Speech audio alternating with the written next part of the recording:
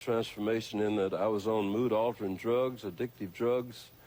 Following surgery in Nashville, I agreed to go to Betty Ford Center to learn about my problem, and I learned that it's a genetic disease of chemical dependency, and there are 1 out of 4 or 5 people out there who have that disease if they use mood-altering drugs. There are 3 alternatives: death, incarceration, or prison.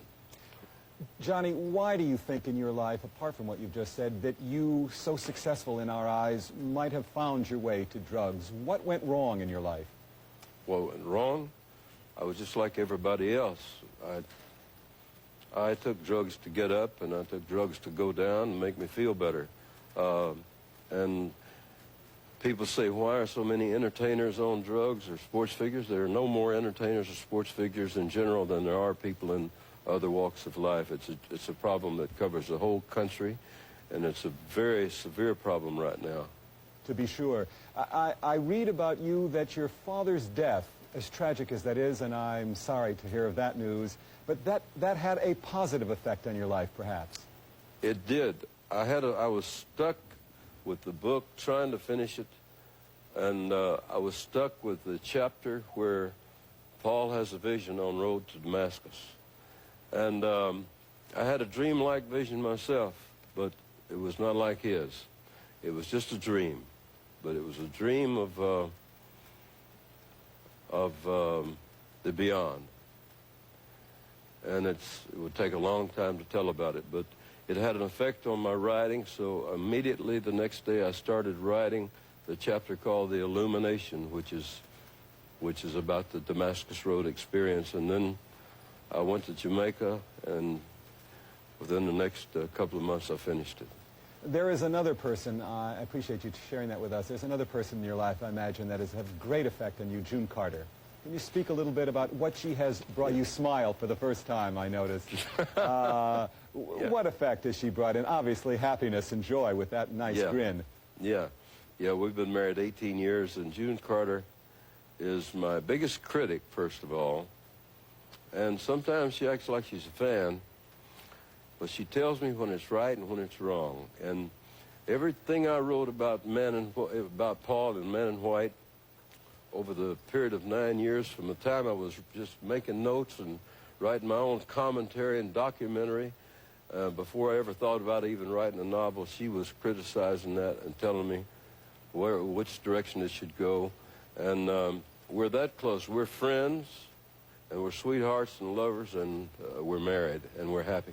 Do you need her as part of your, how should I say this, your spiritual purity? If she were somehow to leave your life, could you sustain that? Well, it'd be hard, but yes. You could? Yes, I could. I think any person would have to say, like my mother lost her mate after 65 years, and she's working every day. And she's a great inspiration to me. If no matter what happened, I would have to go on if I could.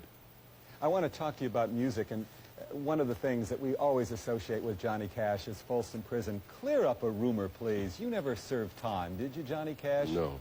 Everybody believed that you had. I've never been convicted of a felony. I've never served time in a prison. There were times back in the 60s when I was rowdy and taking amphetamines and barbiturates that they put me in jail overnight a few times, but that's it. Where does music come into your life? When did it enter? Music is my first love. I have a new contract with Polygram Records, and I'm right in the middle of a new album, which will be released in February. So, but where did it come in? As a boy, as a young man? When did it come in? Yes. From as long as I can remember. When we got our first radio from a mail-order house when I was 4 years old, and I started listening to music and turning that dial and finding that there was a world out there full of music, and I wanted to be a part of it. I always did. Johnny, I understand that Men in White, the name of your novel, also is a song. Could you give me a little feeling for that song, just a bit of a refrain, if you would? Well, the song is the story of the book. Yeah, I'll sing you the chorus. Well, the man in white appeared to me in such a blinding light, it struck me down, and with its brilliance took away my sight. And the man in white in gentle, loving tone spoke to me, and I was blinded so that I might see the man in white. Thank you, Johnny, for that. Listen, one more thing I want to ask, because the book really focuses on people and how they change spiritually, physically, emotionally. There is an episode in your life of being attacked, I believe, by an ostrich in a game preserve. Yeah. What is that story, and how does that relate briefly?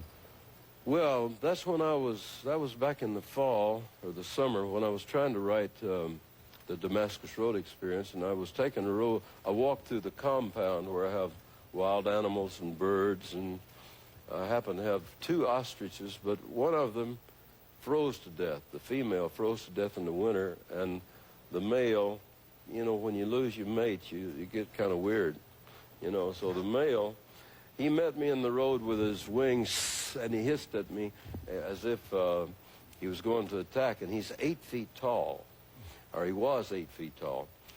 Well, I decided that I would show him who was boss, so when I came back by, I had about a 6-foot-long pole, and I said, now you stay out of my way, I own this road.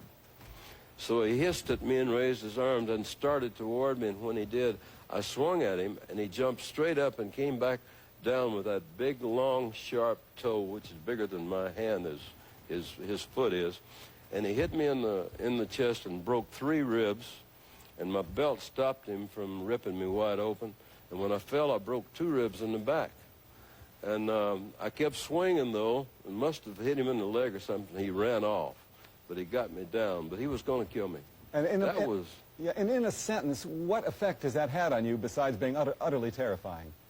Part of a transformation? Part of Johnny Cash's change? Yeah, it was the bad part of the change. It started, I had to have narcotics for the pain.